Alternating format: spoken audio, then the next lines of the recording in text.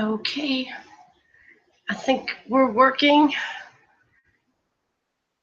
Hello, how's everybody doing? I bet everybody was in Dell's Hangout, yeah?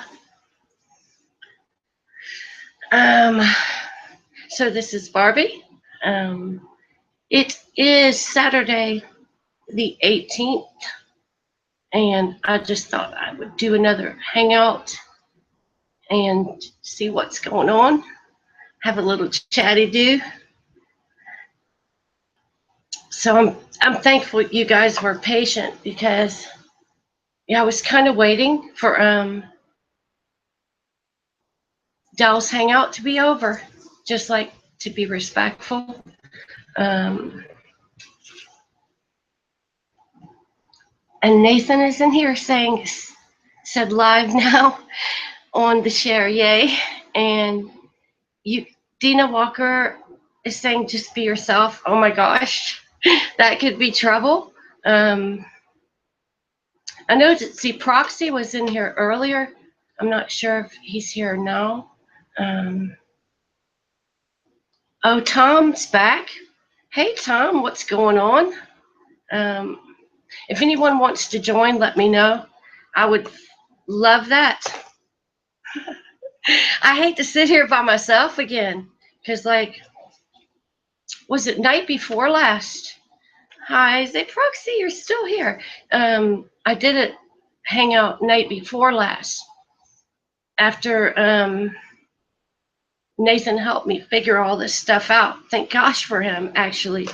And I sat here by myself the whole time, just like, it was cool because the chat was awesome and people are awesome. It's nice to see you too, Tom. But it would be cool if someone joined me. Oh, yeah, you want to join, Nathan?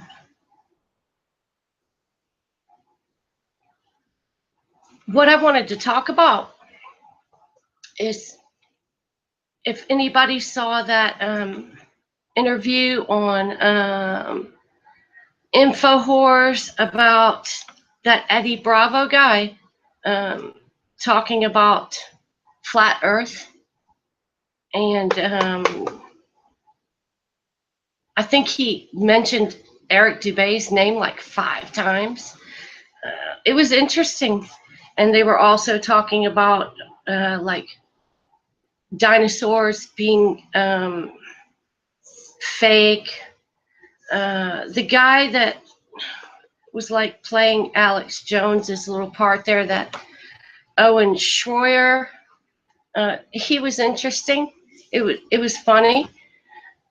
But I think someone said in Dell's chat that Eric is actually going to do an interview with Eddie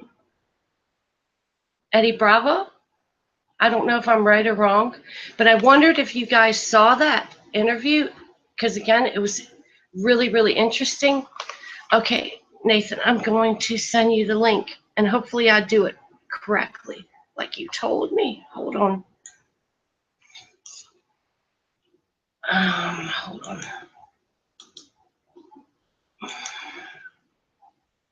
Here goes nothing, people.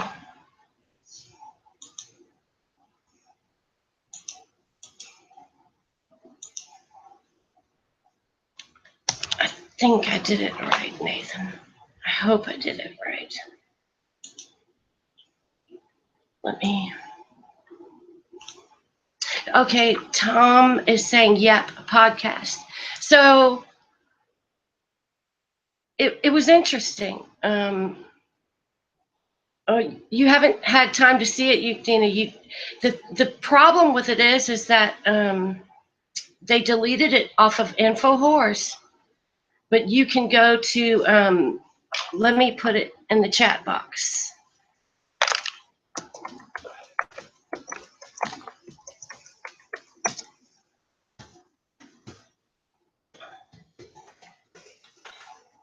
You can go to Infinite Plane Society's channel, and he has put like the best parts of it there. But it was really, really interesting because, again, I think he mentioned Eric's name at least 5 times. And the girl, I'm not sure of her name, the woman that works for Infowars, she said that her brother-in-law, worked for NASA, and that he was going to take her on a tour and stuff. But what I found more interesting is what Eddie Bravo was saying, because he was like, he was saying that evidently he's some type of a teacher. I'm not sure, but he said he had students that he spoke to about conspiracy stuff, and several times he had someone come to him and say, have you ever looked into flat earth? And he thought it was really, really crazy. And then he decided to go ahead and look into it. And he said the way he wanted to do it or approach it was by going and pulling up pictures of Earth from space. And he figured there would be thousands of them. I want to clarify what NASA calls pictures. They are composite images, which means that, according to NASA, here's Earth. They go and take pictures in strips, and then they put them all together and make it look really, really pretty. I'm not sure if that's the way to say it, but that's how they say it works. So in other words, what they're saying is they're taking segments of pictures and putting them all together. I don't know. I mean, you guys know what I think about NASA. I'm really, really critical of NASA.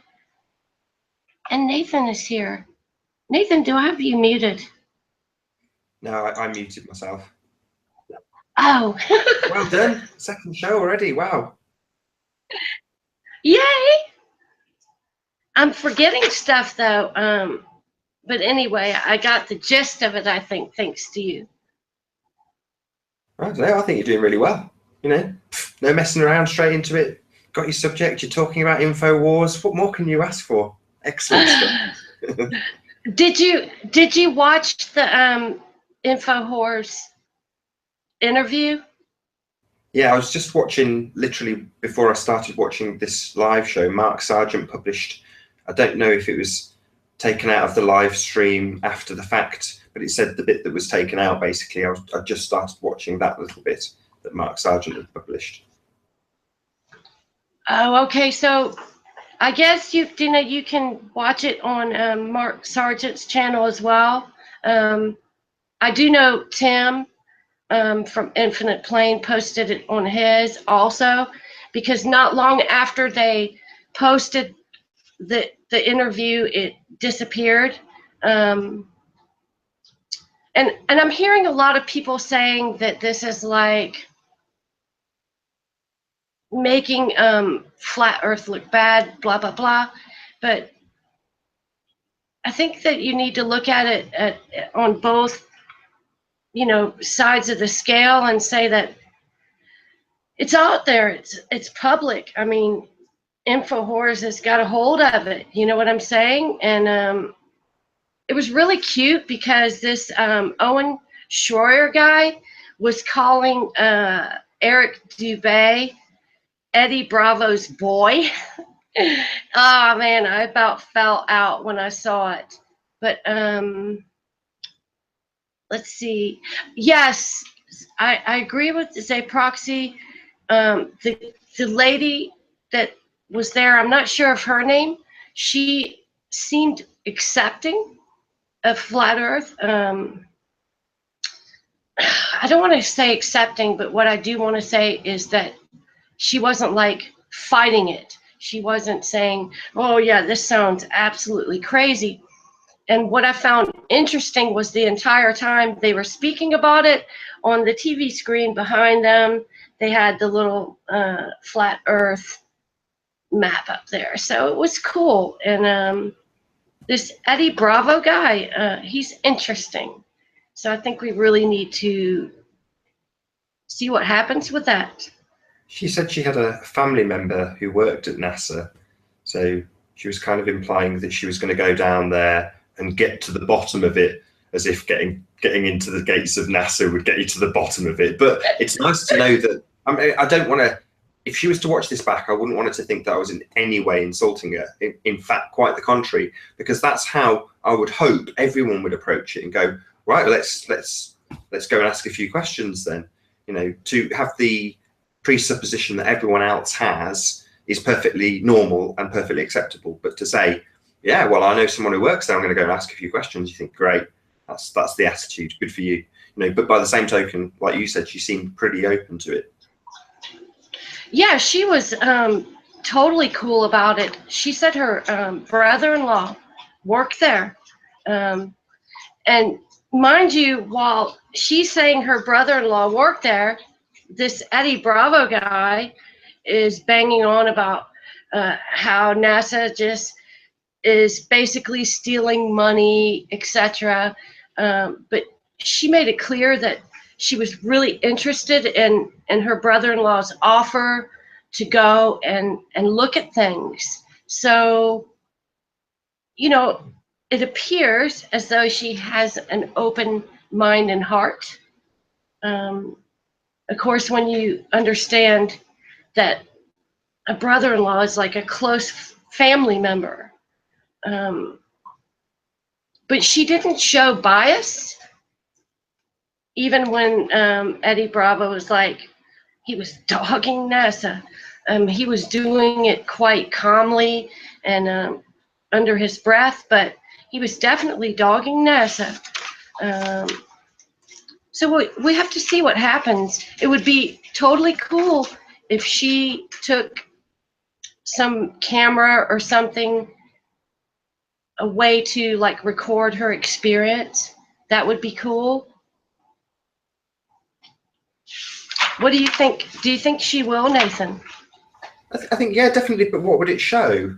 I mean, I recently came back from the Space Center, you know, seeing what they present to you and going, if you went under the assumption that you would get to the bottom of some deception, then you're kidding yourself, because all you're witnessing is the deception. You know, it's eye-opening for somebody who appreciates what they're doing and to see it firsthand how they're perpetrating it. But that's all she'll get to see. You know, it's not like she's going to it's not like she's going to walk down a corridor and there's going to be a sign over a door saying, do not enter. And then she's going to peek inside and go, oh my God, you know, this is how they're hiding it all. Or, oh my God, there's a set with the moon landing stage on it. You know, it's just not going to be like that. I think Jaron summed it up. If you train somebody that during a simulation, what you're going to see on this computer screen is this, and then they do the simulation and they see it. Then they send the rocket up and lo and behold, they get the same thing on screen and they go, everything's going to plan. But that doesn't mean that you're going to see the fact that in a completely different location, they're sending the firework into the ocean. It's, you know, it's compartmentalized to avoid that from ever happening. So my hat's off to her, but by the same token, all it's going to do is highlight the deception itself. It's not going to, you know, give her the route into finding out why it's being perpetrated or even how it's being perpetrated. She's just going to see what she sees anyway. And we've all been given tours of the inside of NASA, you know, when there was a whole big kit and caboodle about the chroma key incident where Tim Peake's shown what looks like an editing suite with them editing him doing, you know, the whatever that he's doing in Gravity in 0G. You know, he's manipulating a tennis ball or something. And yeah, but we're being shown the inside of NASA and what they do. Her tour would be no different. I mean, I agree with you there. I just think maybe her being able to like enter that space will give her heart and mind some kind of feeling. I mean, I don't know. Again, you're right. What is she really going to see? because we always only see what people want us to see, and that's true with just normal people like you and I and everybody else. Is we give people what we want them to see. End of. So when you're looking at an organization like NASA, and you expect to be able to figure anything out by looking on the inside of it, it is a delusion. But hopefully maybe she'll get like a feeling of something. And Delise is in here. Hello, Delise. And Martin. And he's saying, hang on, is this real? I hope so, Martin. Chris is in here as well. And Carrie Musgrove. And Patricia. Hi. How's everybody doing? If somebody wants to join, just let me know. And you can join. And hopefully we're not going to give out wrenches. We're just going to let people behave themselves. Take a chance and see if people can behave themselves. I don't mind someone having a different opinion than me. In fact, I expect it. But just do it with decency and we're all good. So, yeah, I think we all need to hold our britches about this interview that Eddie Bravo's going to do. And someone said that maybe that was tomorrow. I'm not sure.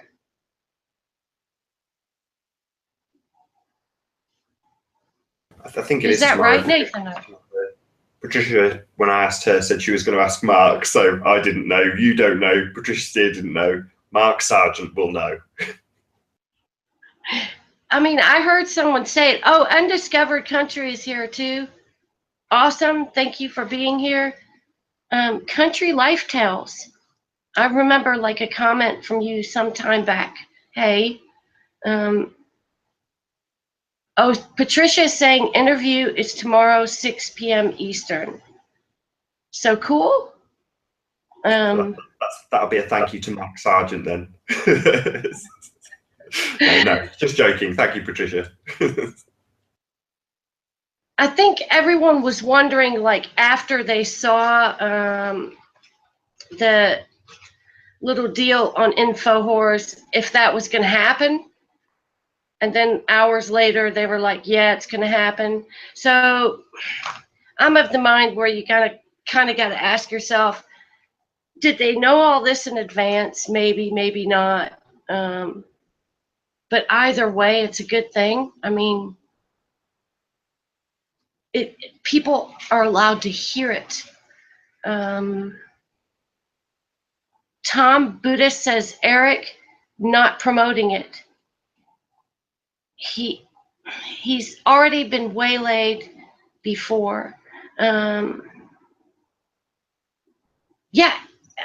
I'm glad that kind of it was Eric in a way, because I think he handles himself well. What do you think, Nathan?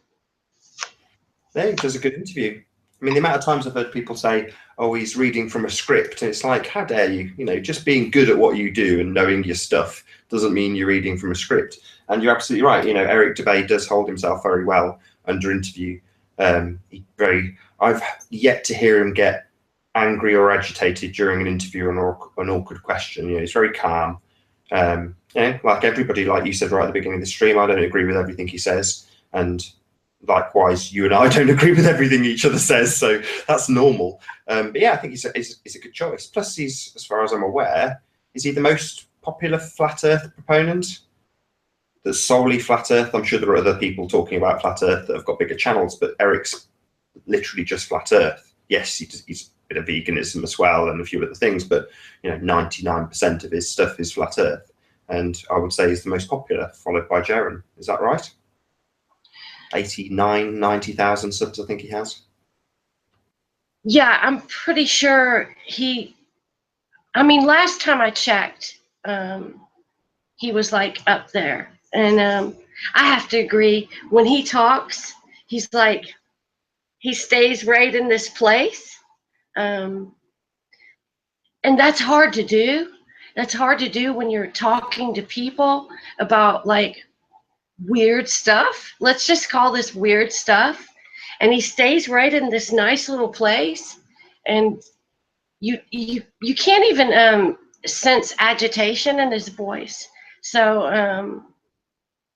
yeah, no. How It can might you be a agree very with different that? ballgame, though. It might be very, very different when he's put under pressure. You just don't know, because so far as most of his interviews have been fairly, the people he's chatted to have been reasonably open to the idea.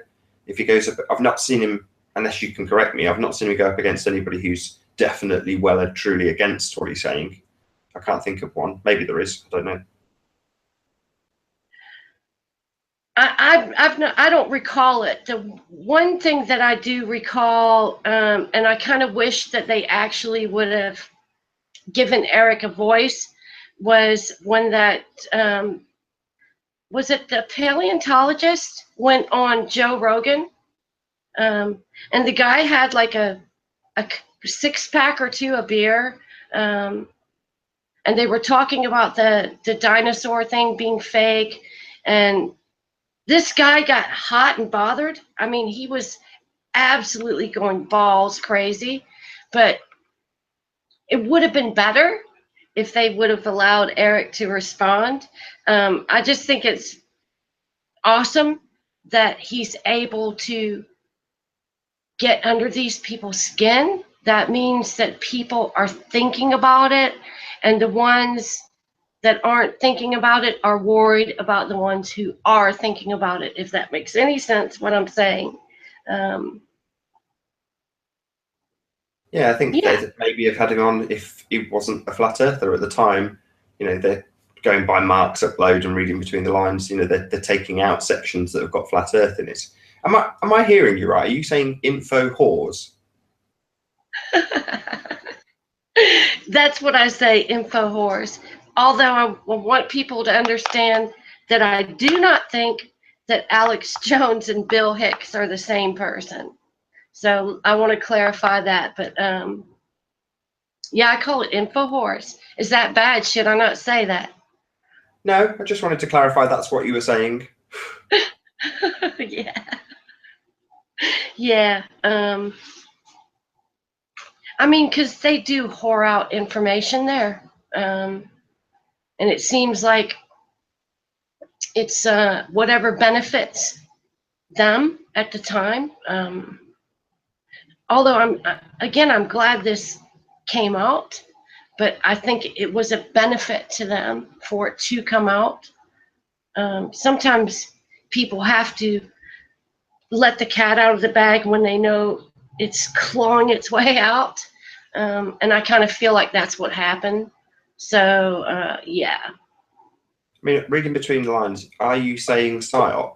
Because earlier you said, did they want this to happen? And you didn't really add to it, but reading between the lines, I got the impression you're kind of saying they wanted flat earth out there for whatever reason. I'm not going to pin you down on that, but is that what you're saying? Yeah, I mean, kind of, yes. I'm of the opinion that no one is really trying to stop this from being out there. I mean, I hear so many people say different, and I'm always honest in the way I feel. For some reason, my mind tells me they need it out there, but at the same time, they want it controlled. So, yeah, yeah, Can I give you my take on it? sure.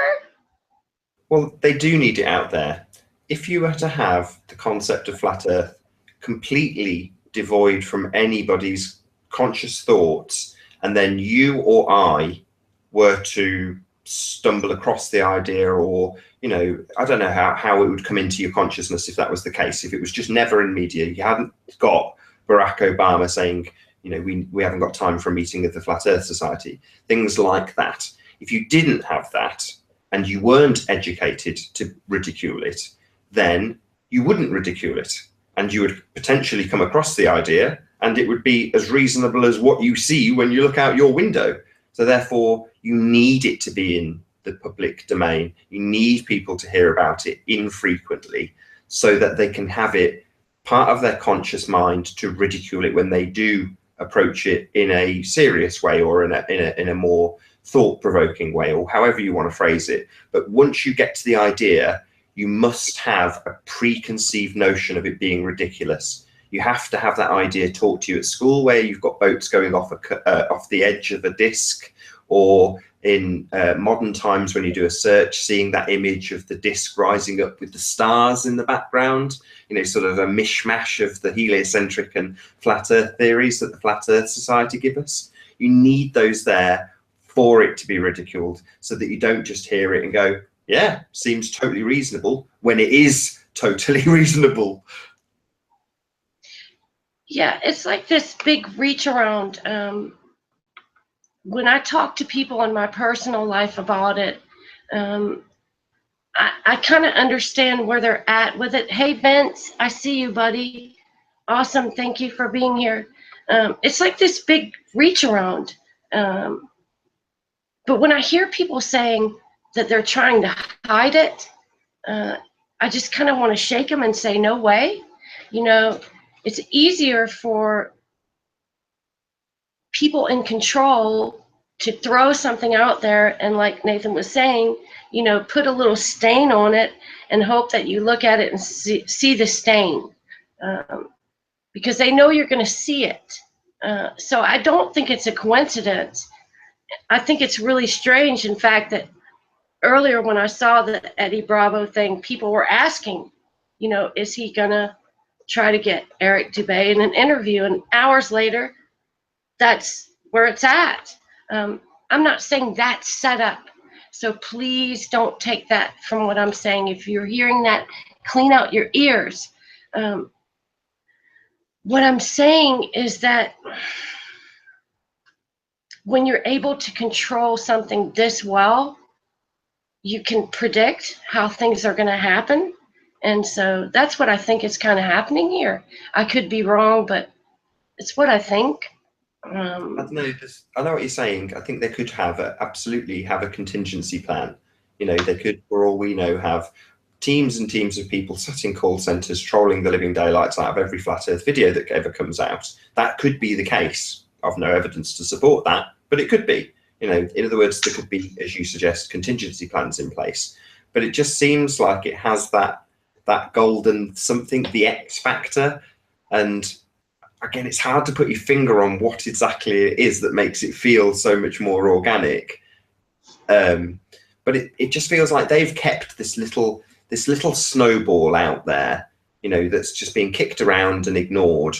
But it's just managed to gather that bit of momentum just by chance, you know, 2 or 3 people simultaneously all attacking it at the same time, you know, Math Powerland, Eric Dubay, Jaron, you know, and then that follows, that snowball just builds momentum.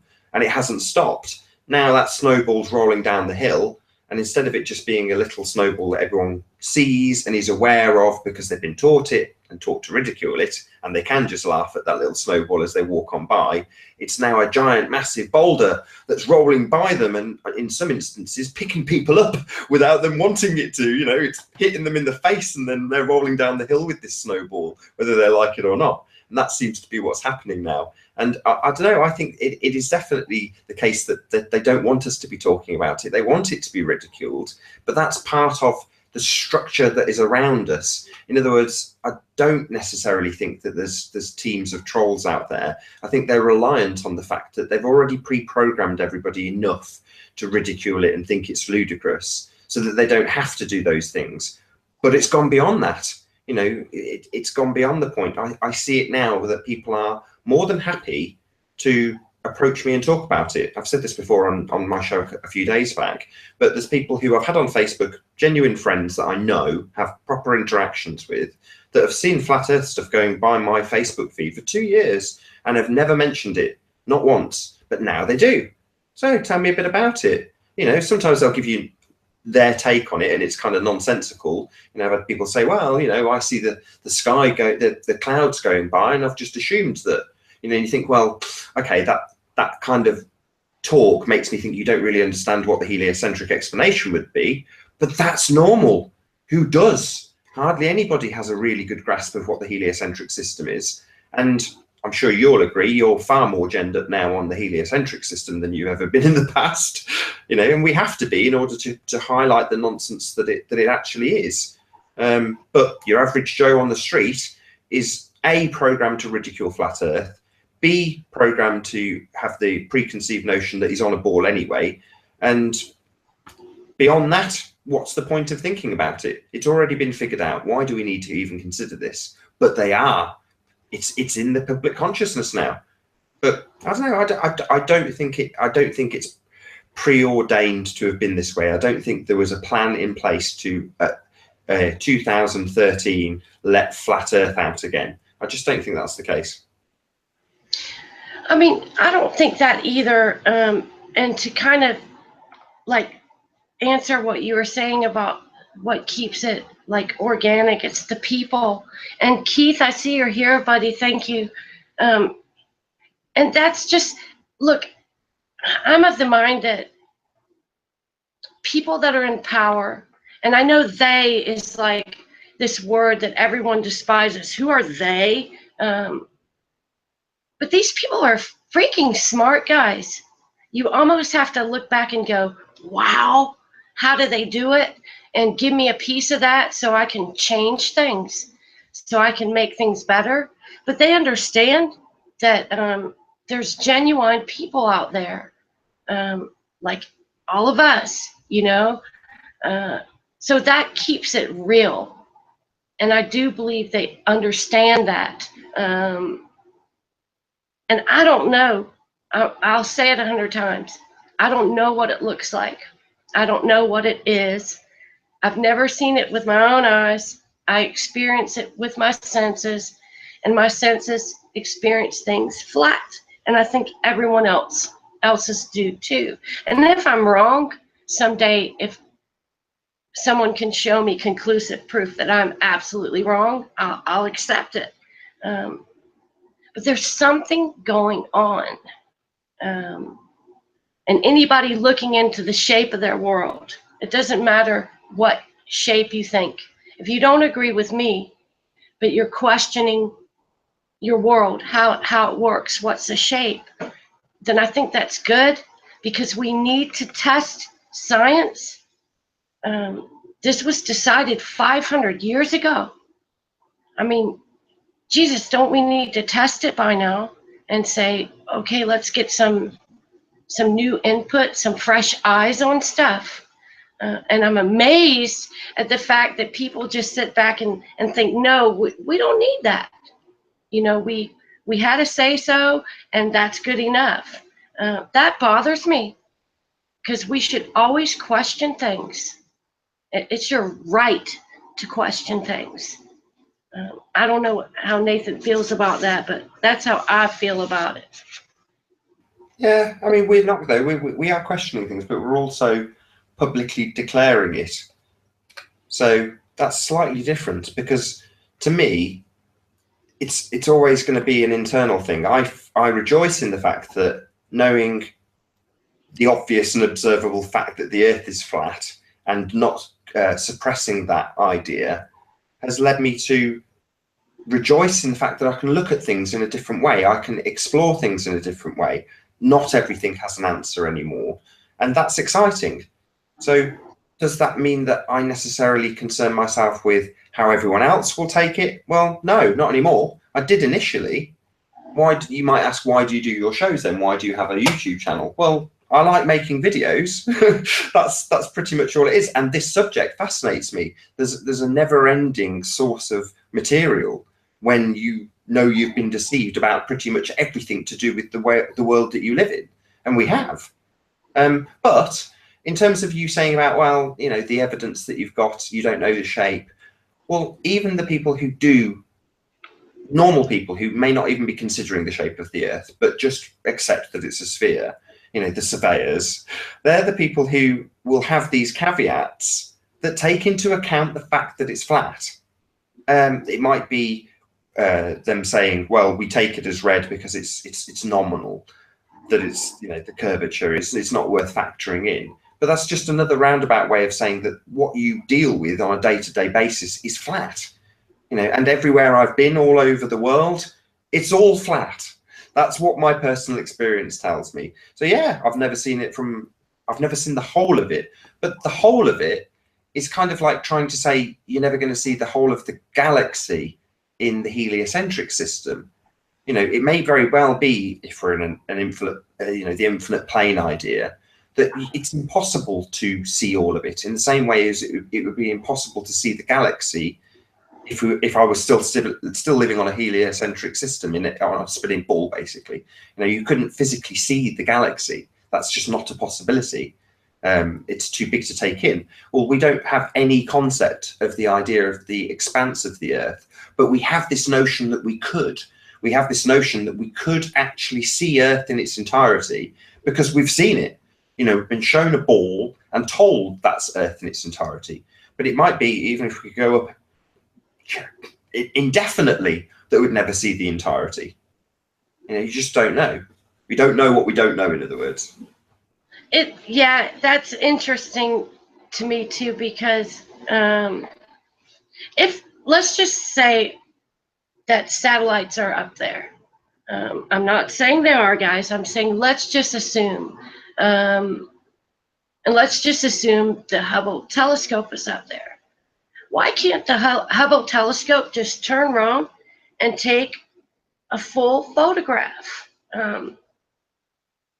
I mean, it takes photographs of Pluto and Saturn and Venus, but you know, when we hear about these composite images, these strips that are put together, and we're told it's because they can't get high enough to take a picture all at one time. So it's in strips. So buy that, eat that, but then ask yourself, on the same breath, we're being told the Hubble telescope is up there. Why can't it turn around and give a full photo?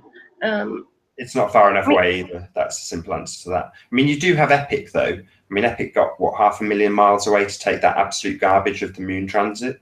So that's, you know, that's an official NASA picture. You know, nice and stable, nice and static as we all spin around and whirl around.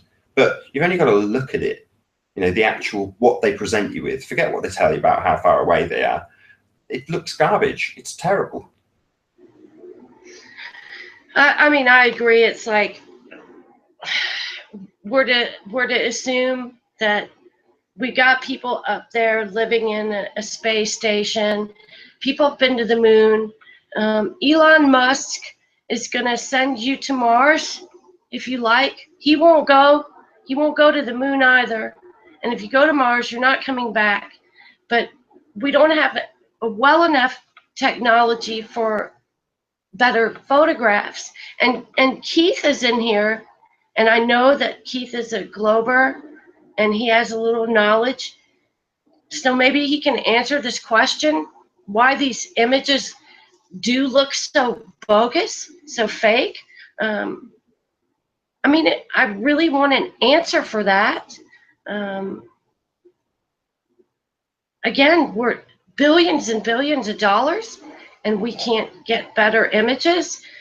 And this is what catches a lot of people to questioning stuff, is they look at these images, they look at NASA, they think scam, and so then they're looking at the idea that our world is not what we were told. So Keith's asking which particular satellite system are you talking about? I assume he's asking which they're referring to. He's asking a question rather than answering it. You know, the question's fairly simple. Why did the pictures look rubbish? Well, even from the Hubble, like where Nathan said about that moon transit around the globe, I mean, it looked silly. It looked, I mean, people could make better cartoons than that, I'm thinking. I've seen better cartoons than that. You guys surely saw the movie Gravity. They're throwing heaps of movies out right now about space travel and stuff. Too many to count. Look at what a great job they're doing. We can't get a better image. I struggle with it. I've noticed that it's always been the case that whatever you see on the Universal Studios ident, you know, that globe that spins around, that will always be considerably better quality CGI than what NASA give you. Same goes for any movie presentation. You know, there's obviously exceptions. South Park is actually a cartoon, so you can't really count that. But, you know, with the exception of actual cartoons, the media presentation of globes is often considerably better than the NASA presentation. They seem like they're 2-3 generations old in terms of what we get presented with on TV or in cinema. Yeah, and I mean, sometimes I'm wondering, is that intentional? I mean, I'm asking legitimate questions here. Do they not have the capability to give the better images? You know, I'm willing to accept the answers. I'm not hearing them. And Dan's in here. Hey, Dan, thank you for coming. But, you know, when people who still believe in the globe or concave or whatever, opposed to what I think, wonder why people like I think what I think, if I'm making sense again, you got to consider what we're being given as proofs, because when you can't lay your eyes on it, when you cannot experience things with your senses, and that's how we move through the world, and that's how we know things, is by experiencing them with our own senses. And you have to rely on someone else. It's difficult. So Keith's answer is it's down to angular resolution, and that's an interesting answer because it's the same answer I got when I very first started putting information out on Facebook. And a friend he was a tutor at college that I lived with when I first left home, got in touch with me and said he had a friend of a friend and blah, blah, blah, that had seen the lunar rover on the moon, right? This was what he said. And he told me that Goonhilly Observatory, which is in Cornwall, had a telescope that you could go to and look at the lunar rover. So I said, well, okay, that's a second-hand bit of information, a bit of detective work. I managed to get hold of the guy, or he got hold of me, one or the other, on Facebook, who had actually seen the lunar rover from this observatory. And he confirmed to me firsthand, yes, I've been to Goonhilly Observatory and I have seen the lunar rover through the telescope. I said, did you look through the telescope or did you see it on a monitor? He said, I saw it on a monitor, admittedly, but it was connected to the telescope and gave me all the jargon. So I said, okay.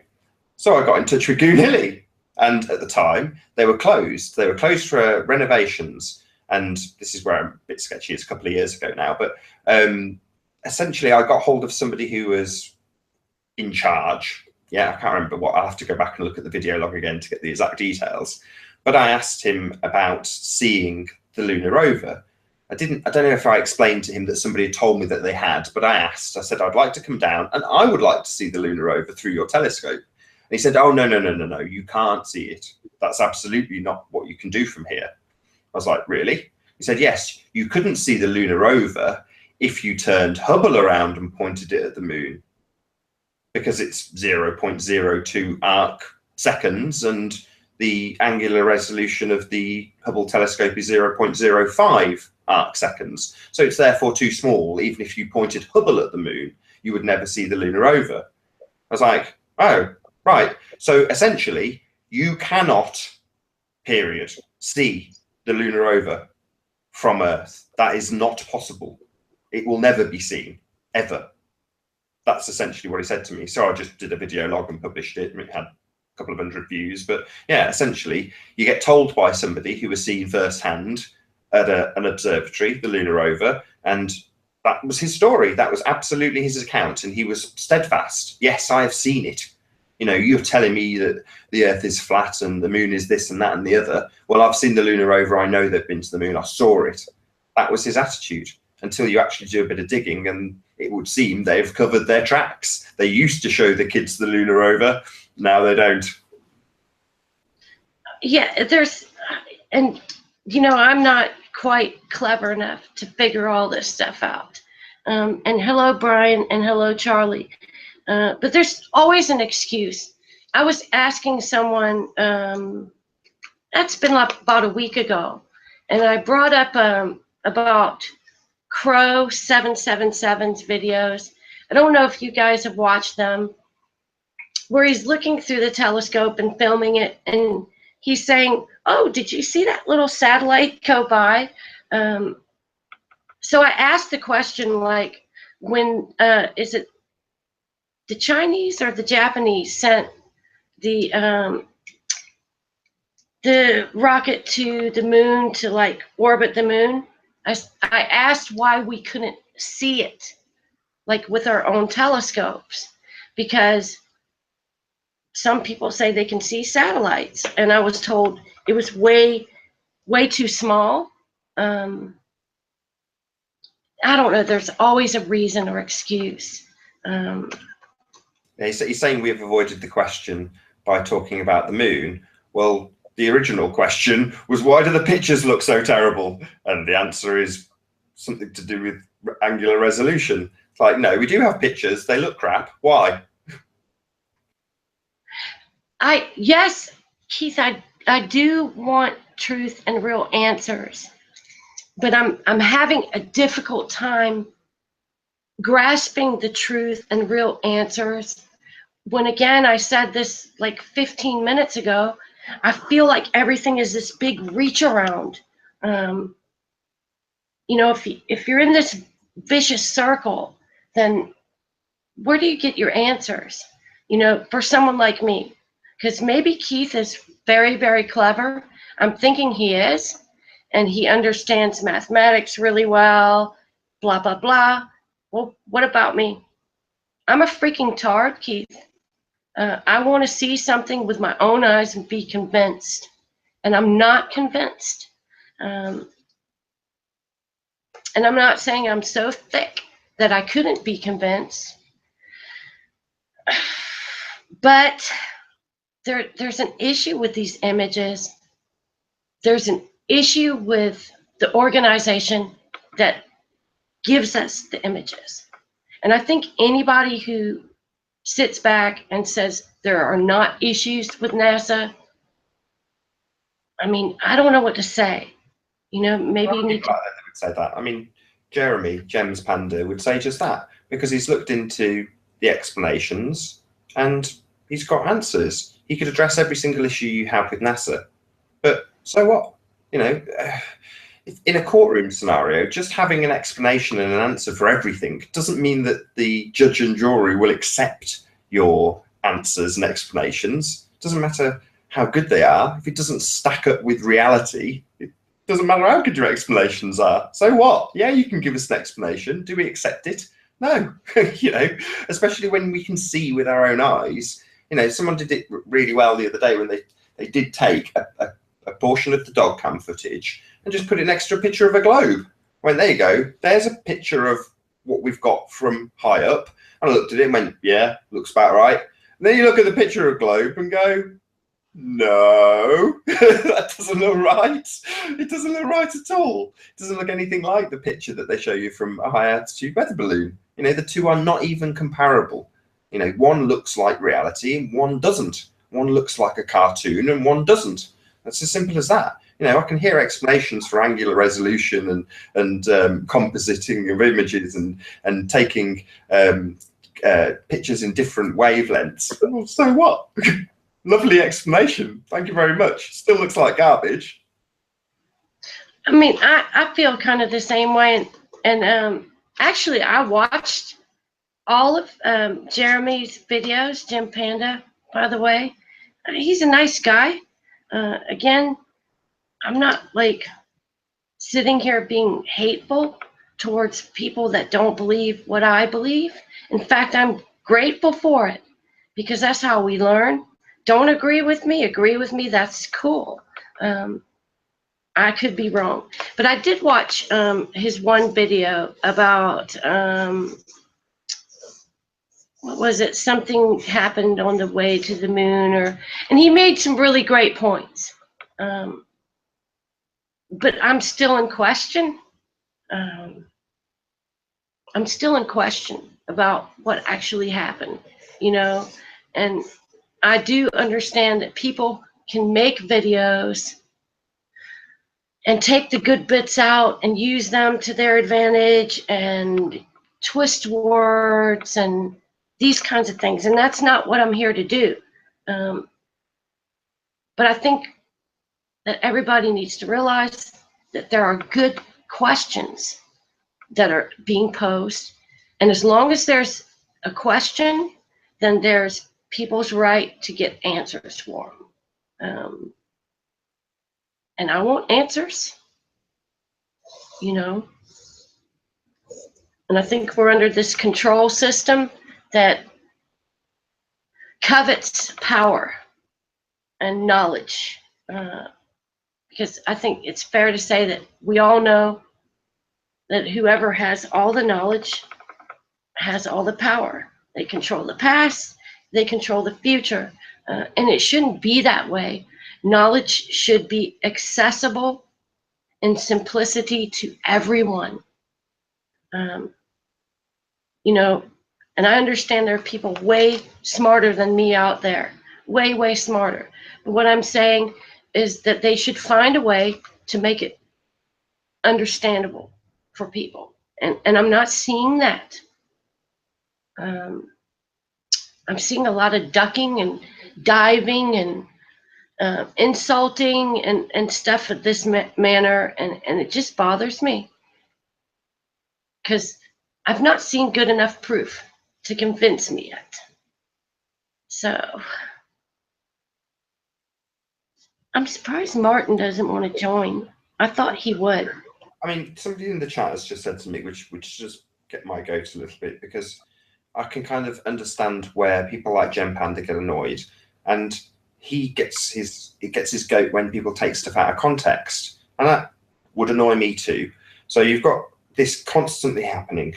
So somebody says, "Oh, NASA need to offer proof because they're caught in their lies and contradictions."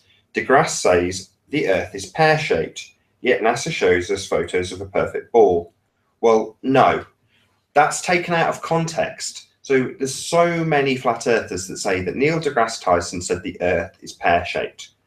No, in the next breath, literally in the next breath, he said that if you were to have it in scale about the size of a bowling ball and you were to run your hands over it, it would be essentially a perfect sphere. Now that's in the same breath. So for, you know,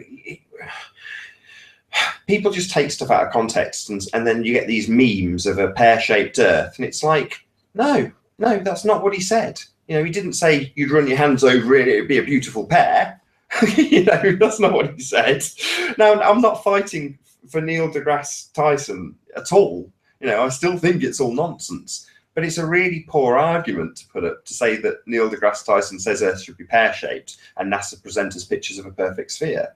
It's like, yeah, they should, would, and do, and that's their story. You know, it hasn't changed. That's what they've kind of always said. You can check it out. He's not saying anything unusual in what he's put there, but the context was that it's actually a perfect sphere. You also have, and I'm sure he won't mind me using him as in reference to this, the Morgile saying, well, how would you view Earth? And he says, well, the way that, I don't think he actually attributed it to Neil deGrasse Tyson, but he said that the way the scientists would put it is if you had a sphere Earth and you were to run your hands over it, it would be almost perfectly smooth, regardless of the mountains and all the topography. Well, if you were to flatten that idea out, you'd end up with a pretty similar thing. In other words, the vastness of the expanse would basically be pretty much completely flat overall. You know, but that's taken from what Neil deGrasse Tyson said when he was pointing out that it's larger at the bottom in a very small way, you know, but overall it would be a perfect ball. So yeah, I just tire of hearing poor arguments put out there from what Neil deGrasse Tyson hasn't really said. But anyway, that's just a bee in my bonnet, probably unnecessary to get it out there on your show, but I'm sorry. No, I totally agree. And it's interesting because I've said forever, even before I was talking about flat Earth, the truth is out there. How you pick it out is what matters, because normally everything is said, but it's interesting how people run through the field and just pick the roses, and then after they pick the rose, they're too busy smelling it to hear the rest of the story.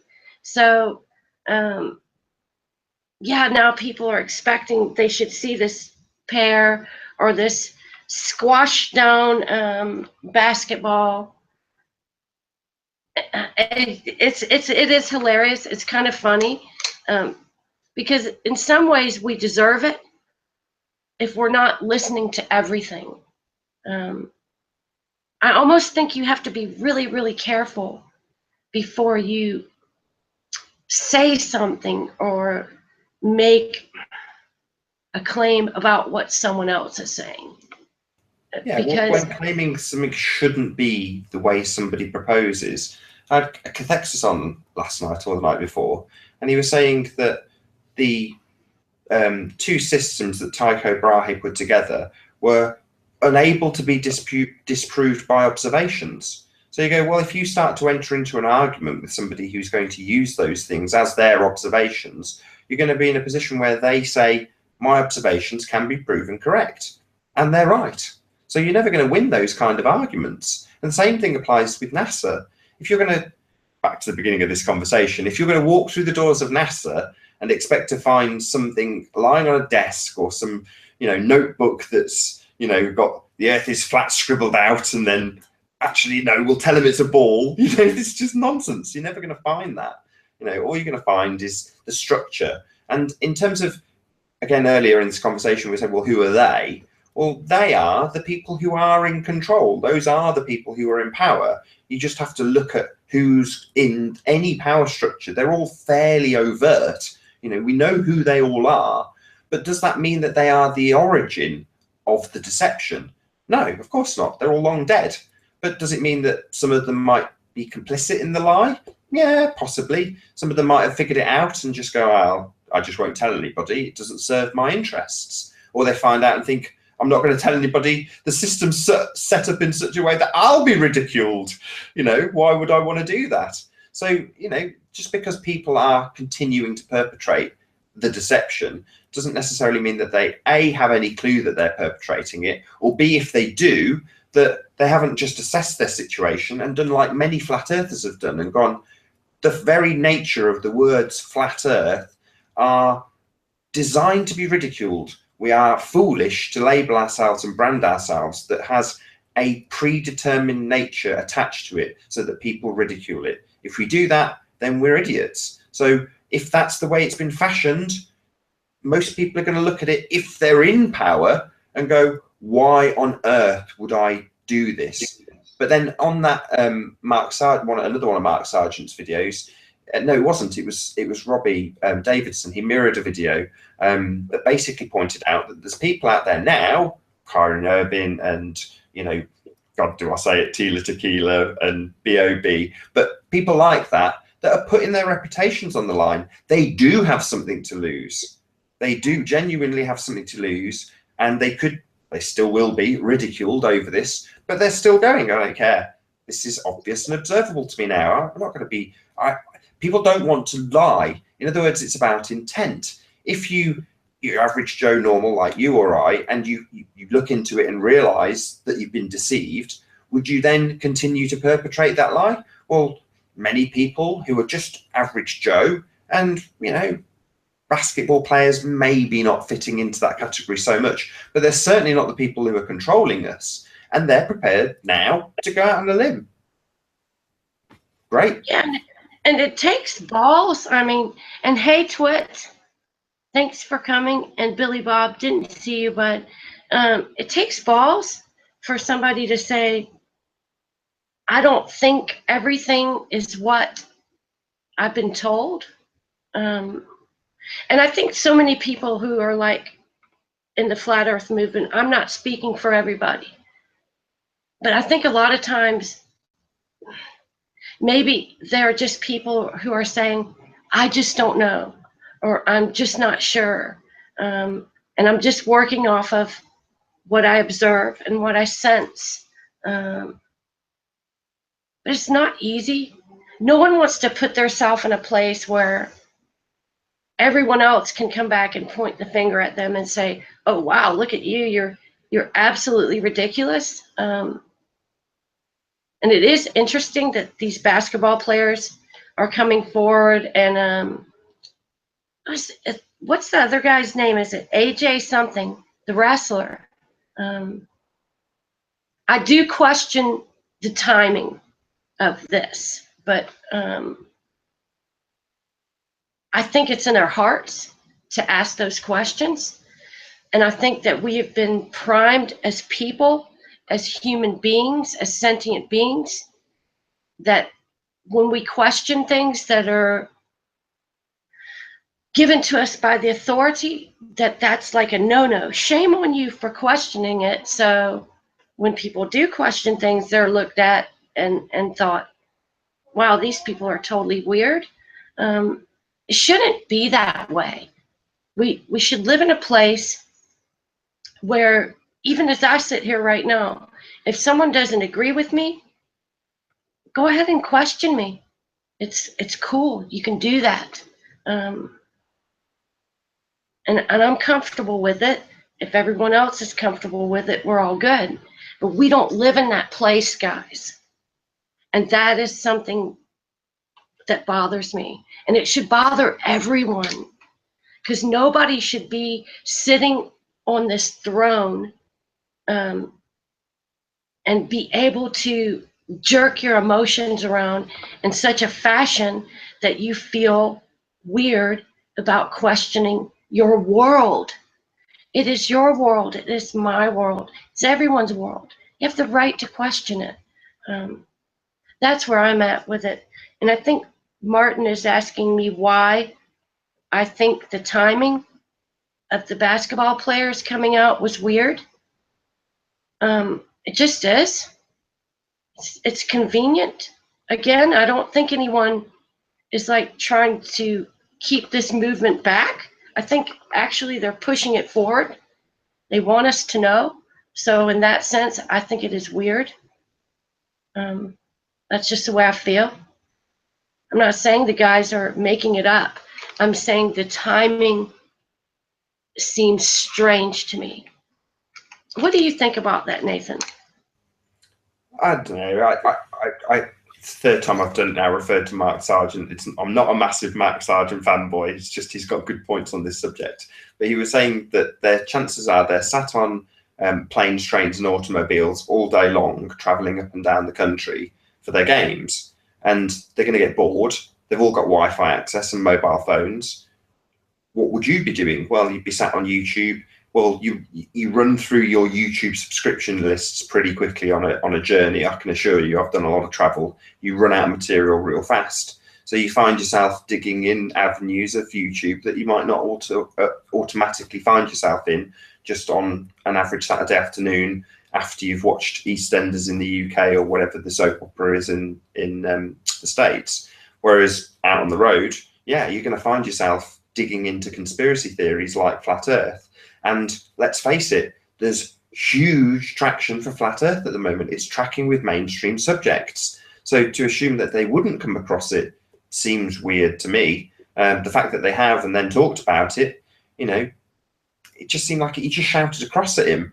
It was almost like he was saying, I know something that's unusual about my mate, and then he shouted it across to him. So that, to me, seems very organic. Semi fits into, he almost wanted to have a little bit of a dig at him, but didn't at the same time. He was kind of respectful at the same time. So it seemed organic. And the explanations behind it, I can fill in the blanks using what Mark said, and it kind of makes sense to me. It's like, yeah, that does make a lot of sense, that they'd just be sat around looking at videos. They've run out of things to talk to each other about long ago. They've run out of their mainstream stuff about whatever TV series they're watching on Netflix long ago. What are they going to look at next? Well, roll on the conspiracies.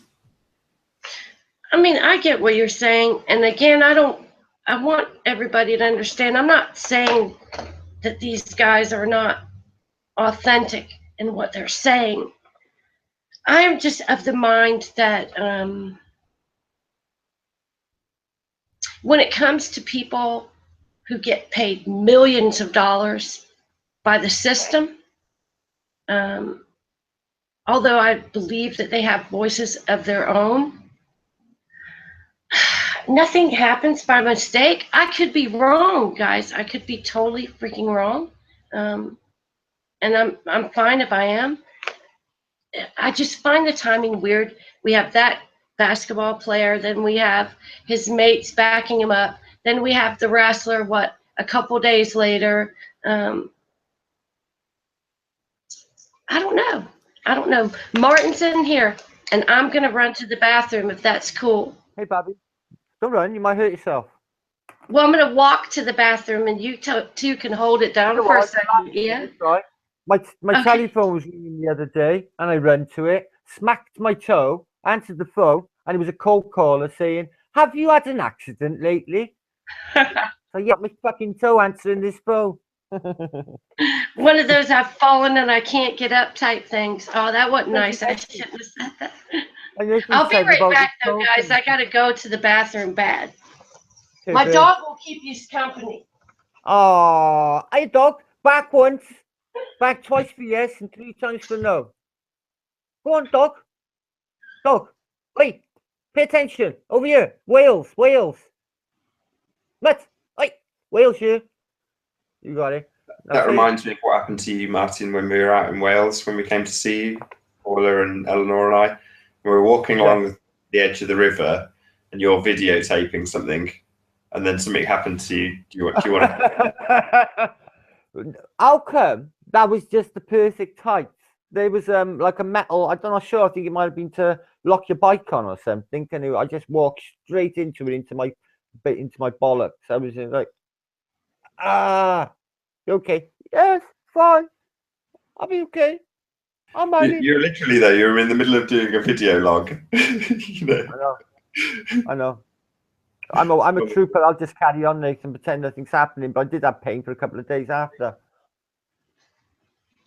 Yeah, I bet you did. Yeah, just thumped me. But, so I might as well carry on Barbie's subject for you, before her rather. So what do you think? Do you think these basketball players and various other people in the semi-mainstream media, do you think it's organic? I have been thinking about it, and when I watched that Robbie video tonight, that's got me really thinking. It was a really shit hot video. But what Barbie's saying about the timing, this wrestler guy, can't remember his name.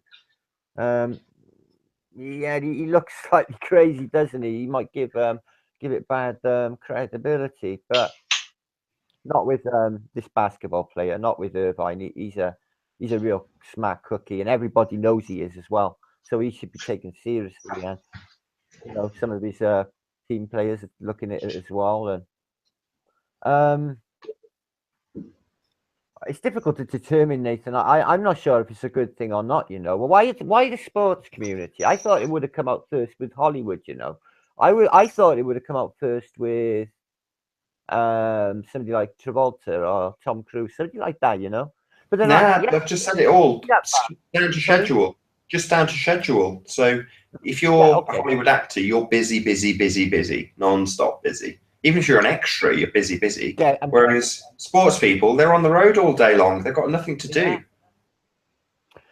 Did you see yesterday a CNN reporter said, "Oh well, the White House it believes the Earth is flat," basically implying that Trumpski is a flat earther.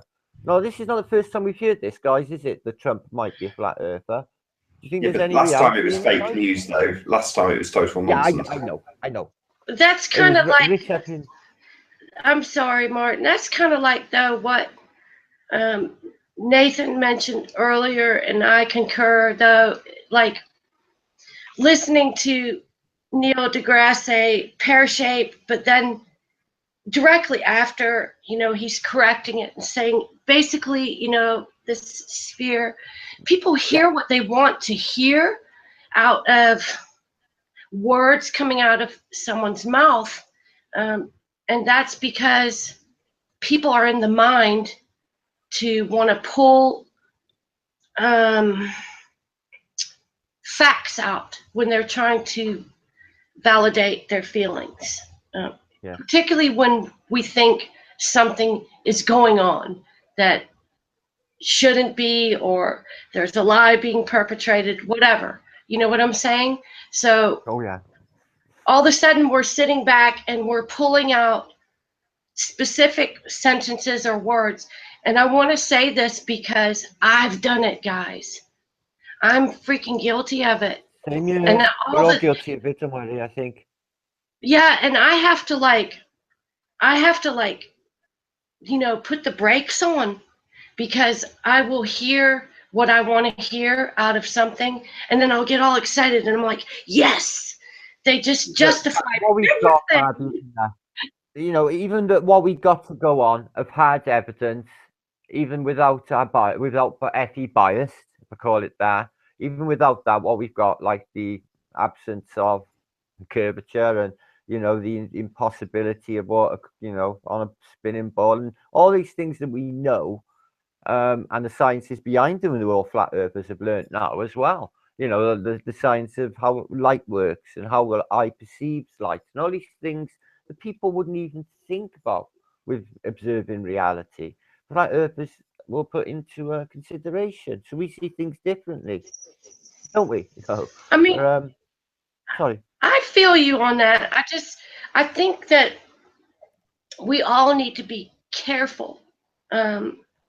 We really, because when I hear a lot of people in flat earth, and not just people on flat earth, but like people that still believe in the globe or whatever, and I hear them like ridiculing and stuff, and I really, really sit back and I listen.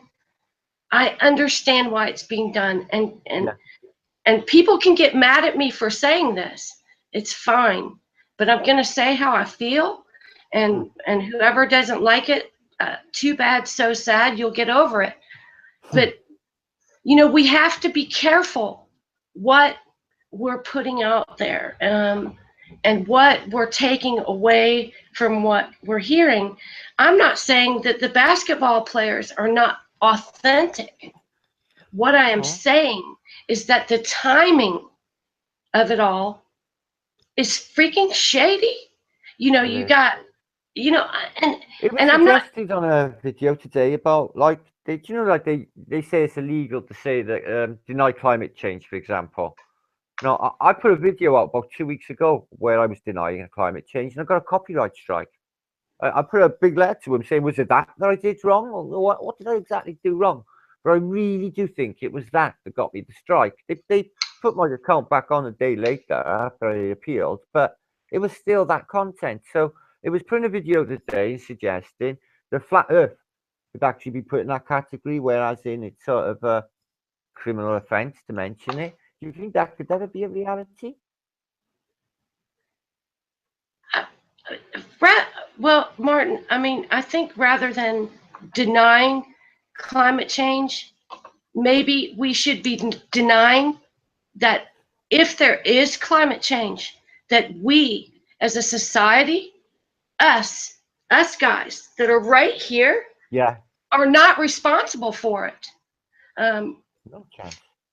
I don't know if that's a better way of putting I feel that it was put to me today by a brother.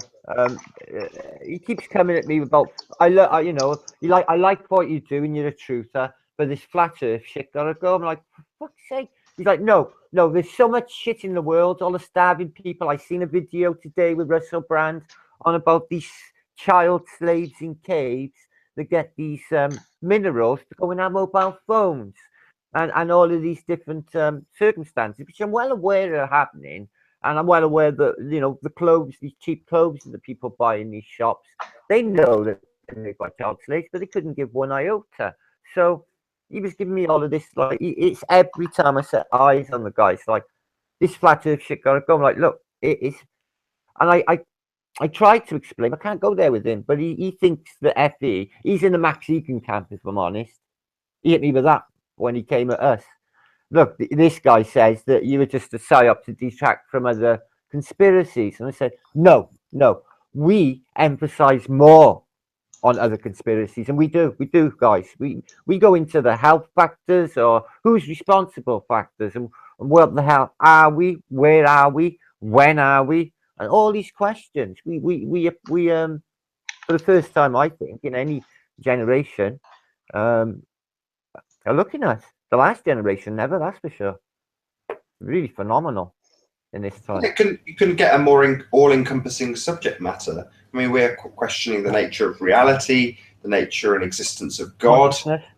Exactly. It doesn't get any more all-encompassing. And for those people who say that we are muddying the waters of other conspiracies, which in and of itself is a nonsense when you're talking about conspiracies to begin with, but we are addressing a lot of these conspiracies. I, for one, have done shows on subjects that I had never dreamed of covering, because you're led into these things through other people who have come from other aspects of conspiratorial subjects, and then they've come to flat earth, and they bring with them all of their knowledge and understanding.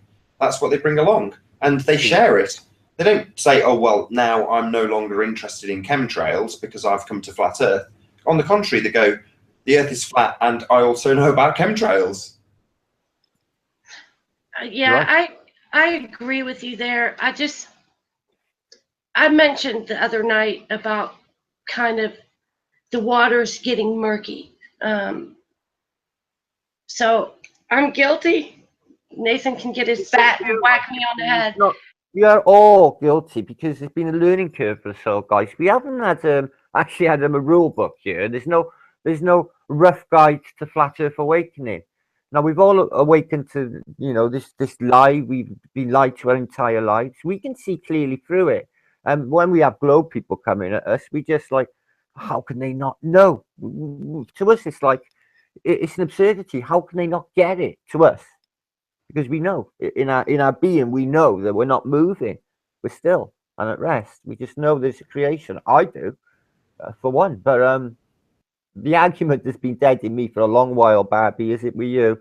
It's like I don't have to argue with my psyche anymore about it being flat. It's just I woke up one morning after researching and trying to debunk it, and it was like, boom, shit. It is, and it just hit me like a sledgehammer. It's flat, And there is one thing I would say to anybody who's coming along to the subject and thinks, oh, that obviously doesn't make sense in the heliocentric system. The first thing you should do is go and subscribe to the Morgile and just spend a day watching Morgile. Then you'll understand how not only how the heliocentric system works, but how to thoroughly debunk it. You can see how Morgile debunks it because his sentences are about a paragraph long, because he includes all of the correct caveats to make what he says pretty much undebunkable.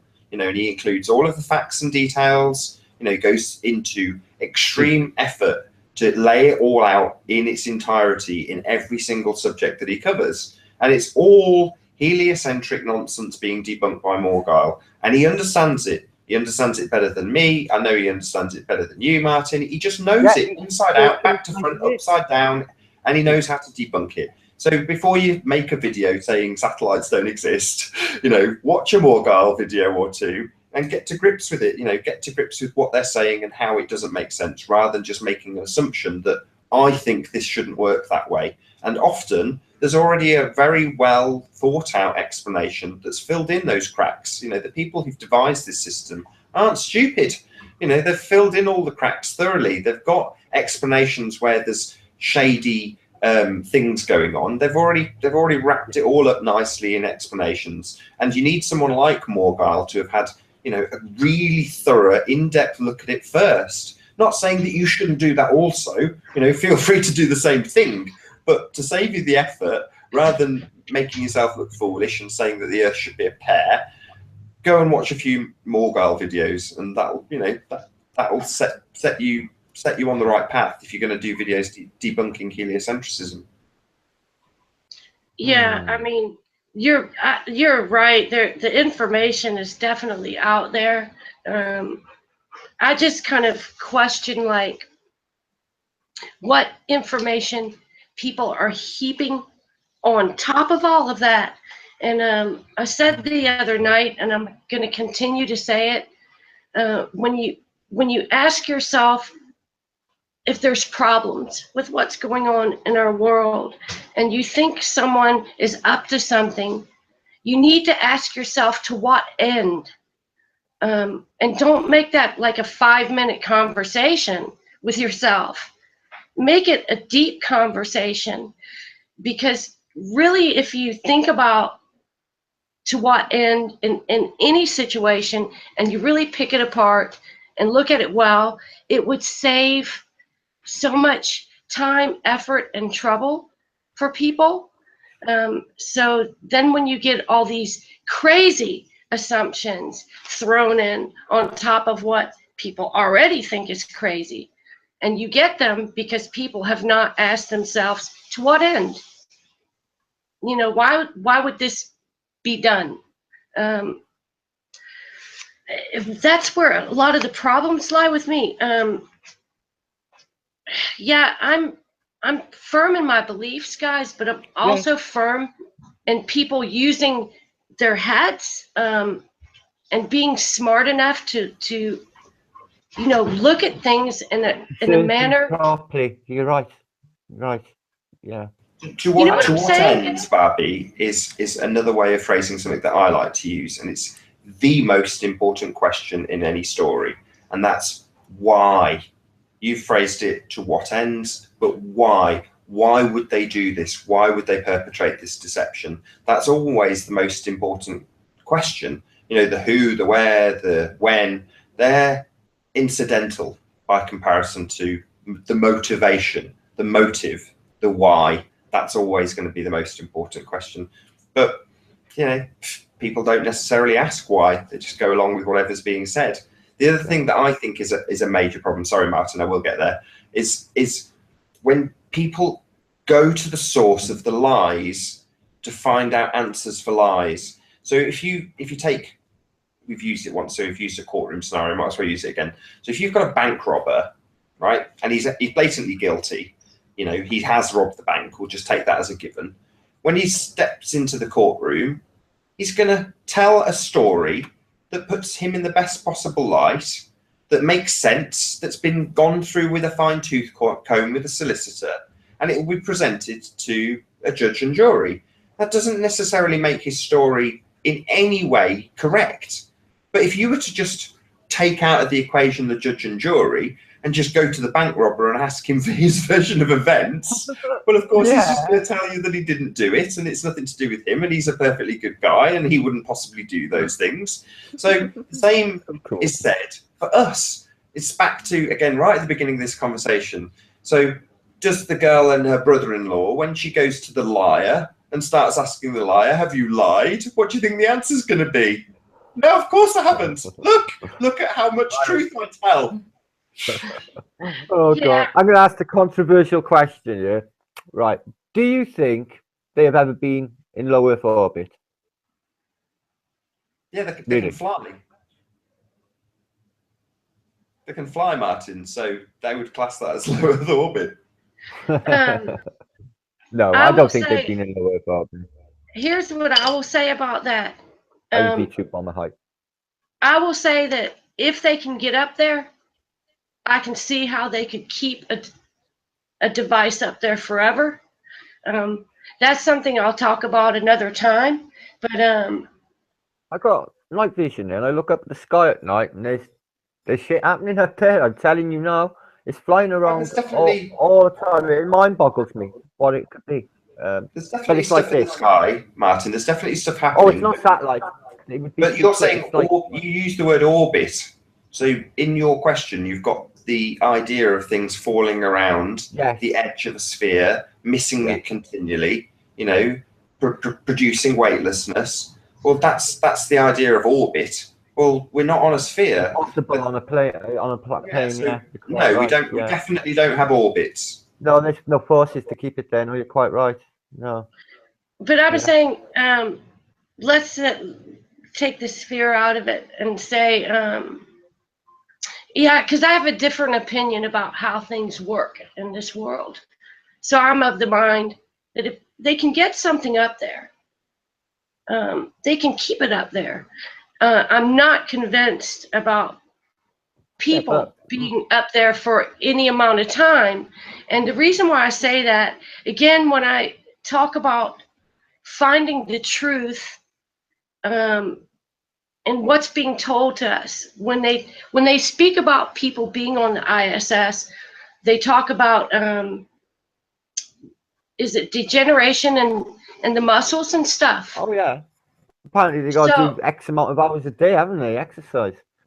So when I take that little bit of what might be truth out of the entire story that they're telling me, and I apply it to something like magnetism, and can magnetism keep them up there? Yes, it can, forever. And would it do that kind of damage to their body? Yes. So I'm torn about, whether they're in this 250 miles up, let's say. You know what I'm saying? I'm torn about it. I don't think they're going to go to freaking Mars. I'm not buying that. They can't go to a dot in the sky. That's just nuts. They can't do that. Look, why did they go straight to Mars? Why didn't they colonize the moon first? The moon's just there. Apparently we've been there. How many times? 14 times we've been there. So why didn't we set bases up? Why are we avoiding the moon like cancer? Yeah, Jaron made this point on it.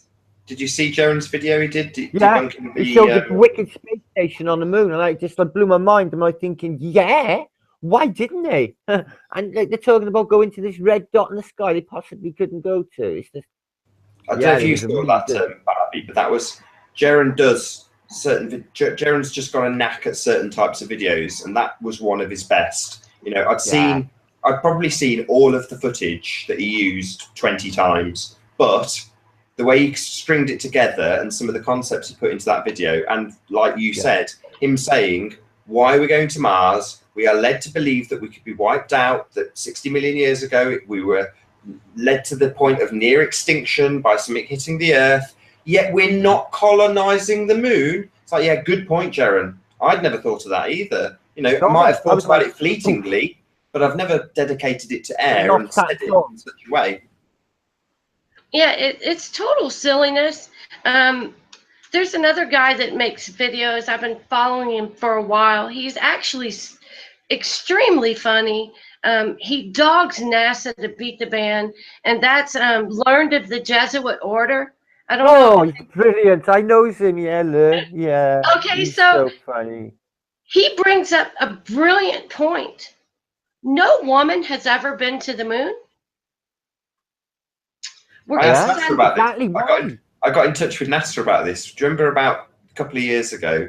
It might be Jaron again. Somebody did. I can't remember what it was called, but there was like trolling NASA basically.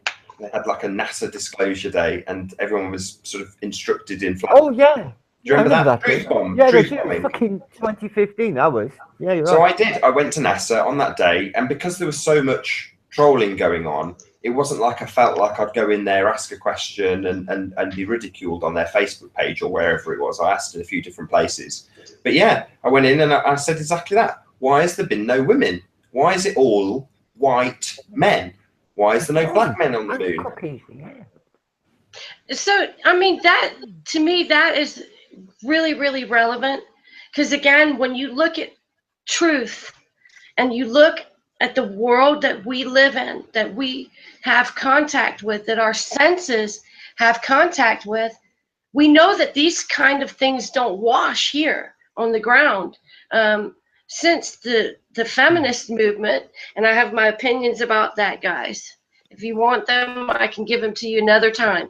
But there's not a damn thing that women haven't had a piece of. But they're not getting a piece of the moon.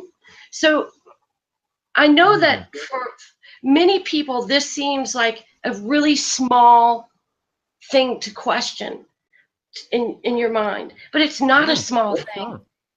It's a huge thing, because again, if you can relate these situations to things that are going on in your world, in your observable world, it helps you to kind of pull important stuff out and decide, what what do I actually look at and question? And yeah, I mean, before we go to Mars, shouldn't they send a chick to the moon? Yeah, you Seriously? could include the you know, the feminine of the of Mother Earth, the feminine side of it all would be essential. You think in the exploration of a new body in this first step to go to outer space exploration, the new frontier. When it's all that way, actually, it's really, it is. There's stuff on this as well. I got maps up there of all of the steam tram lines of 1850s, 1860s, sorry, and they're just clear. They all go exactly the same place. They do not deviate in any way, shape, or form. So there's so much. Imagine the size of the Pacific Ocean. Can you imagine the size of that body of water? 72% of the Earth's surface is water.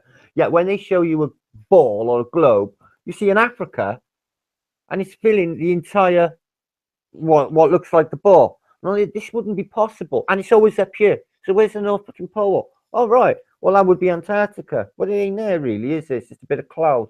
Nothing ever works without the globe they present to us. That is another biggie. That really hits home with me. I mean, Definitely. and even and with what you just said, Martin, I would appeal to people who don't believe in flat Earth. That that you're living on a sphere. Fine, live on a sphere, but at the end of the day, there are good questions as to these things that Martin's saying, these bodies of water and the size of this continent and the size of that continent. Yeah, And why does the size of this one keep changing? And it shrinks here, it gets bigger here.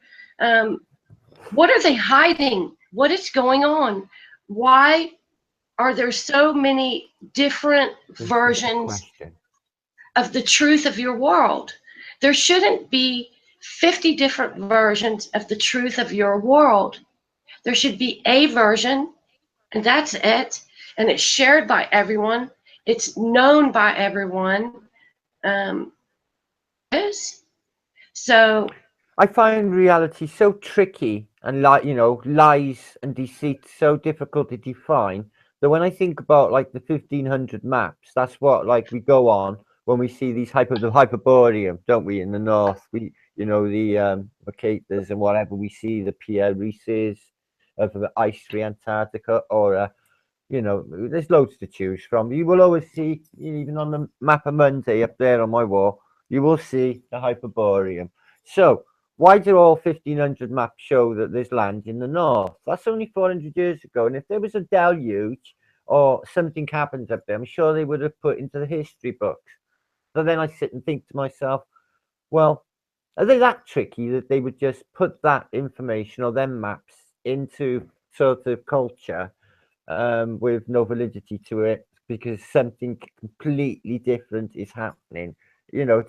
Because they're always doing these red herrings. I noticed that anything mainstream, and then you dig a bit deeper into the subculture, and then it gets really tricky, like a game of chess. You're picking out bits of truth, but then you go to deeper levels again, and it's and they play on the same tricky levels as well to try and define the truth, especially when you're picking apart a history timeline, which is bullshit. We don't know when we are. We don't know how long this has been going on. But this game, they've been playing on humanity. MK Ultra, they use all different techniques of blackmail, murder, MK Ultra.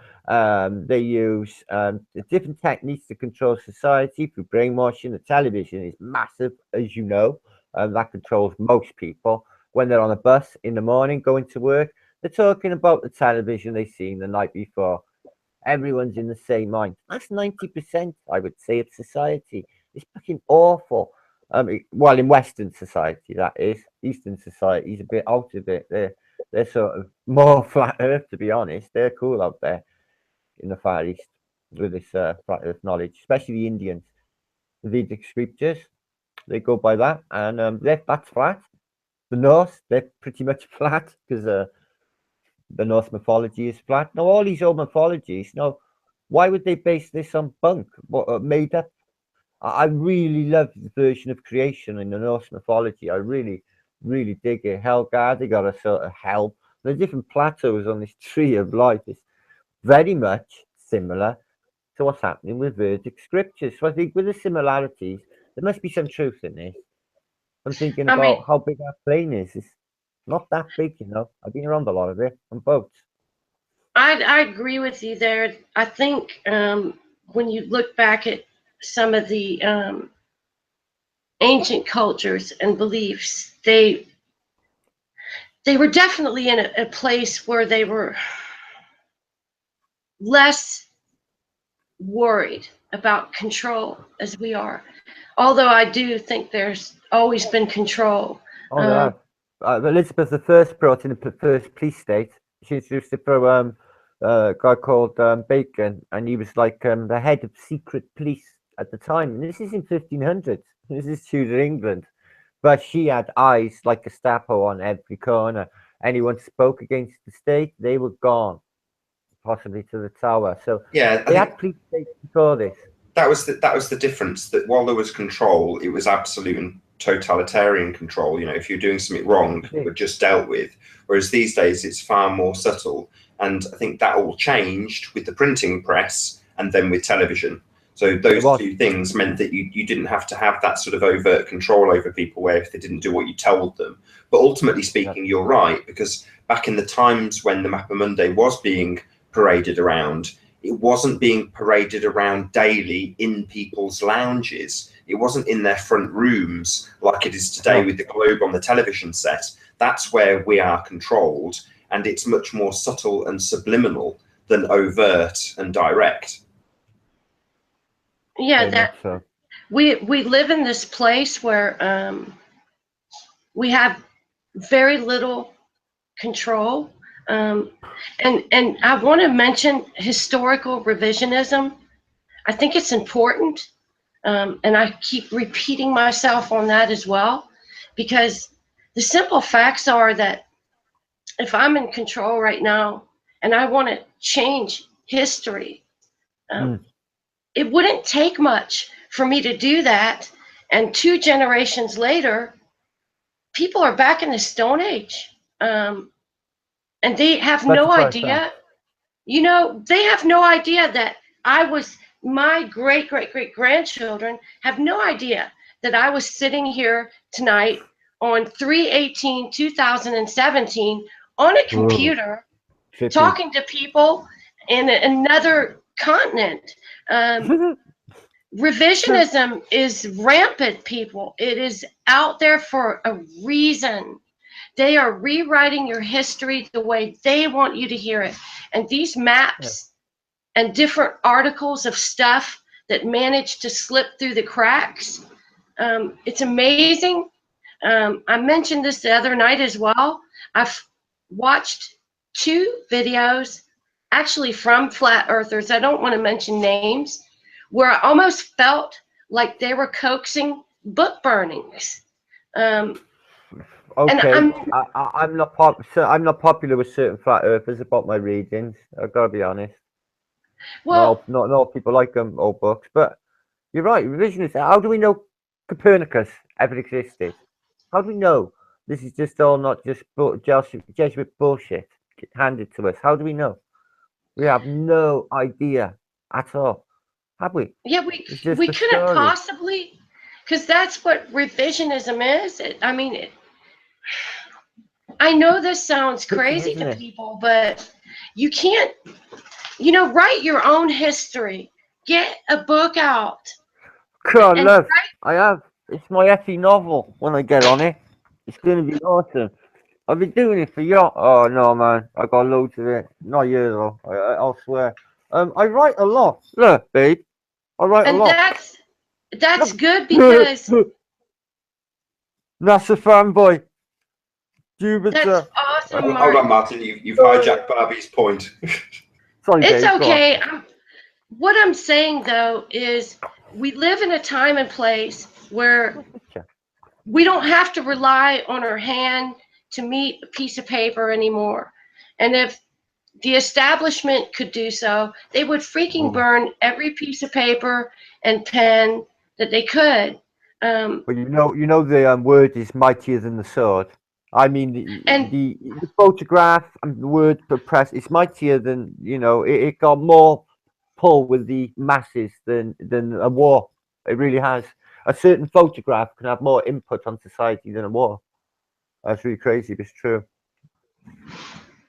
well, that's why I say, we just have to start like being more conscious, of what we leave behind. These are issues that I think need to be touched on as well. You Yes, know, yeah. I'm here for this space and time, for whatever time is. But what I leave behind matters too. And if people in control had their way, they would wipe out my memory of what I want to give to mine. Yes. It's been done before. I feel sure of it. I feel like we've been in this place before in history, and we Yeah. just don't remember it.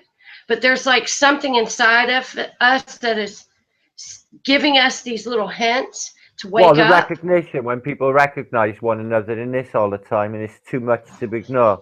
And it is too much to ignore. I've had it with many people in this, Barbie. I'm telling you now, and it's a smack in the face. It's like recognition to the point of, oh, I've spent fucking years with you. I know you really fucking well. Yeah, I've had this with so many people, and it is. It's like it's not quite deja vu, Barbie, but it's definitely a smack in the face of recognition with you all, and it's just profound. So profound. Yeah, something's And going it's on. What could it be? interesting because the doctor would say to you, Martin, for saying that, he would say, Martin, there's something seriously freaked up in your brain. I had Um, it today off my friend. He said it you was know what all I'm out of my mind. saying? I'm not trying to get all woo woo here. I don't want No, he anybody said magic thinking. didn't exist. And I said, well, yes, it does. The supernatural does exist, and I will always argue this point. I have seen more in reality than they say exists. I keep on saying it over and over. I'm not fucking tripping. I've been telling people this is what's happened in my life. Doesn't fit with their reality. It really doesn't. And I've seen so much. I've had all sorts happen. Seen all sorts. All sorts. Can't go And into it now. I'm a firm believer in this stuff. Again, I'm not getting to this place of people thinking It's all I'm getting vibration. all woo woo. I'm getting to this place of trying to explain to people that as time goes by, things are embedded within your DNA. Atoms can hold memory. If I'm correct in my assertion, Yeah, well, water we does, and we're not mostly water, so you bang on. We hold memory, you're quite right. And we are in an so amnesic state. You're right, so dead right there, too. yeah, and so I think when we hear this deja vu thing, instead of trusting again, and I spoke about my senses, you know, what I experience in my world around me because of what I have available to do that. And your senses tell you that I've experienced this before, or something is familiar with me with that before. And then the doctors or society tells you, no, ignore that. Ignore that. Your senses No, are I just know. I pretty know when I'm going to retarded. break something. I just know it. I think if I touch this thing, I'm going to break it, and it'll fucking break. I did the other night with Patricia's show. I only took my glasses off and fucking snapped them. I spent the rest of the show trying to super glue them together, but I knew I was going to break them. And it was like, is that subconscious me fucking sabotaging and breaking my shit? No, it ain't. That's the last thing I want to be blinded because I really can't see a thing without my glasses. So it's like a little bit of precog. It's really strange. So I've been like a clusterfuck the last couple of weeks. I mean, everything I touch breaks. I mean, I spill coffee on my keyboard. I can't switch that fucking thing on now. I got a habit of breaking shit, and I go through phases. Really weird. I can be a super klutz or super cool, one or the other. Really strange. I just think, people should maybe pay more attention to these feelings, no matter where you think you live. In fact, question that part of it. question that part of it. It's And not. It's a part of it. It's not all of it. There's so much in this. As Nathan said earlier, we're looking into the true nature of reality. It really does need to be addressed. We don't know what we are. We don't know what reality is. We don't. Science don't even know where life came from. Panspermia is better than their fucking ideologies. They don't even know anything. We don't know anything. So we're allowed to ask these questions. Independent thinking rocks. But we won't be accused, because we're going against academia, of being kooks. Why?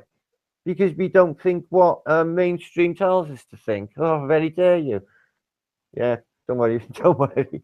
We're getting it right.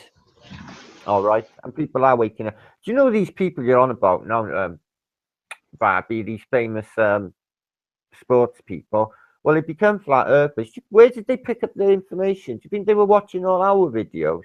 Like the baby videos and, Mark Sargent and stuff. Morgiles. It's all Morgiles. And I all don't think Morgiles.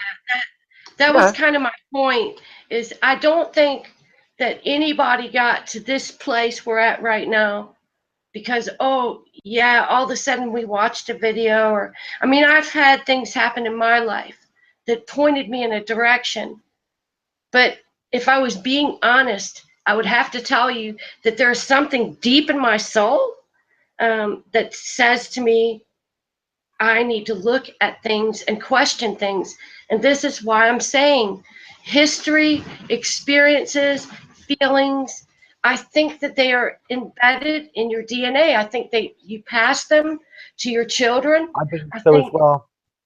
I mean, I think that they feel the same kind of, but we've been told to turn that part off in our brain.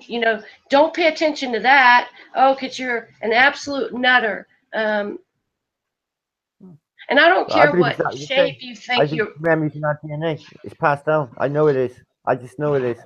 I put these memories that I keep having recurring down to.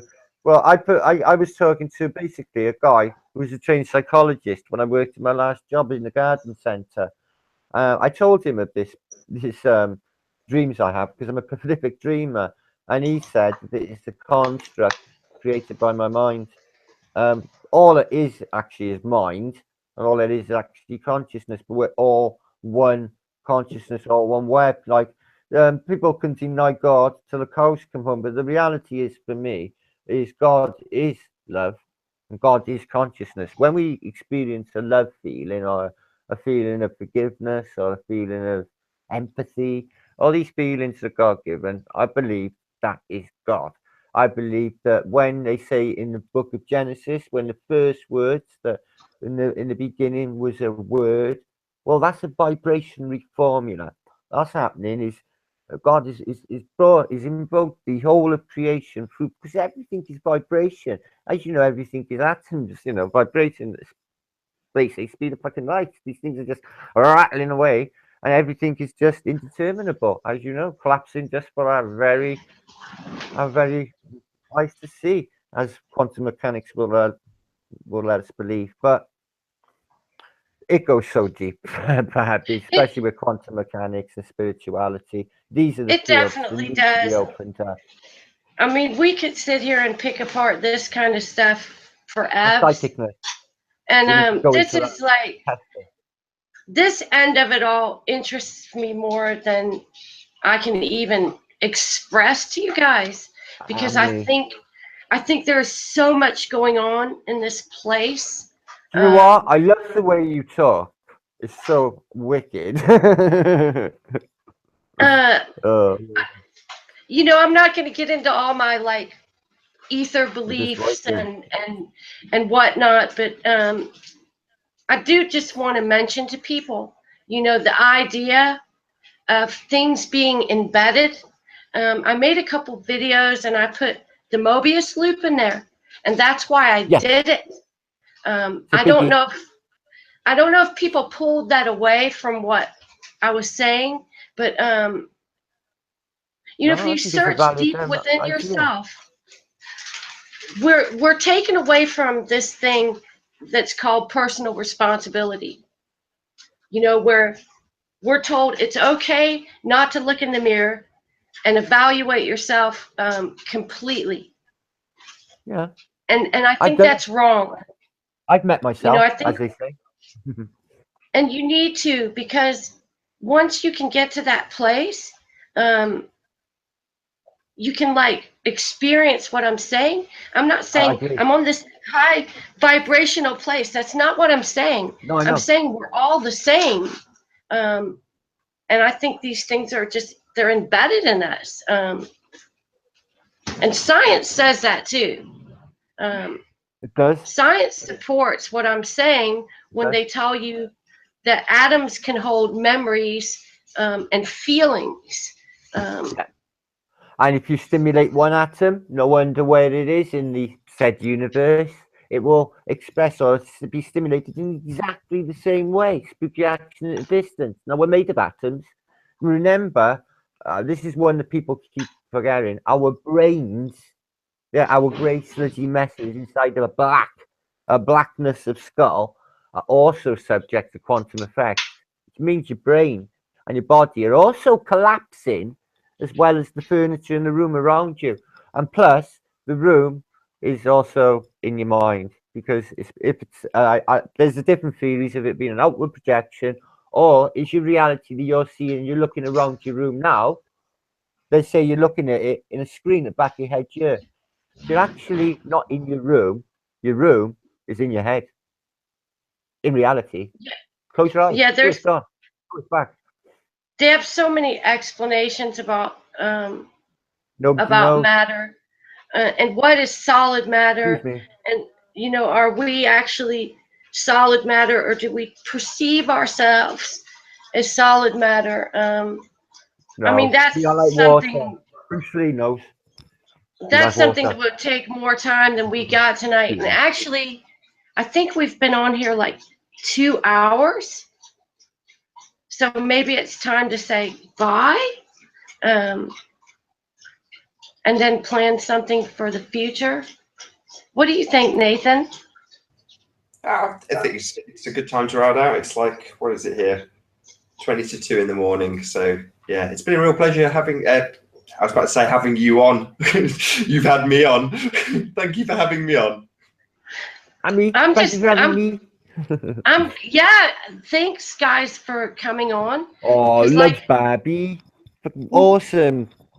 The night before last, I did the first hangout after Nathan walked through it all with me, and I was sitting here by myself, and I think I did okay, but I was like struggling through it. But I want to say to everybody that came in the chat and stuff, you guys are freaking awesome, man. Yeah, you guys rock.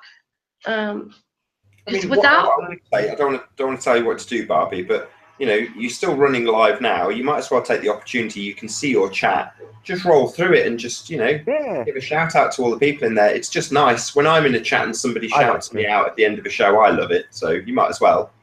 I do as well. I love it. And Delise, I see you're still here, buddy. You need to be playing that guitar some more.